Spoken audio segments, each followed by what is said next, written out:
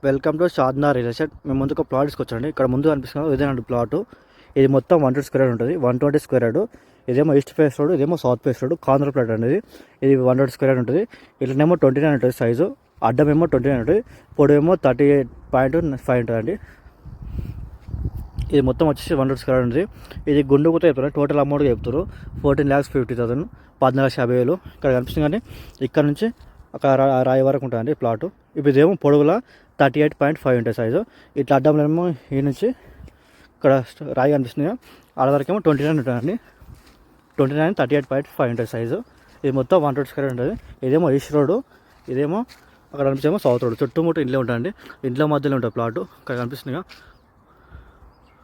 మొత్తం ఇల్లే అంటే ఇంట్లో మధ్యలో ఉంటుంది ప్లాటు. మన షాద్నా టౌన్లో ఉండండి. ఇక్కడ నుంచి మన బెంగళూరు రైల్వే జస్ట్ 500 మీటర్స్ ఉంటుంది.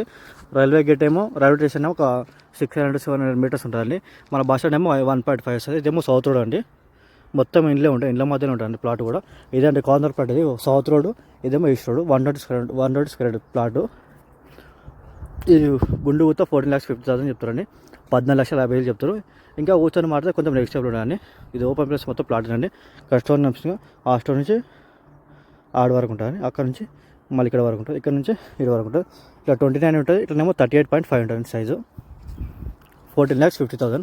ఇది సౌత్ రోడ్, ఇది ఈస్ట్ రోడ్. ఇక్కడ మొత్తం ఇండ్లే ఉంటుంది, ఇండ్ల మధ్యలో ఉంటుంది మొత్తం ప్లాటు. ఇది మొత్తం షాద్నా మున్సిపాలిటీ అండి.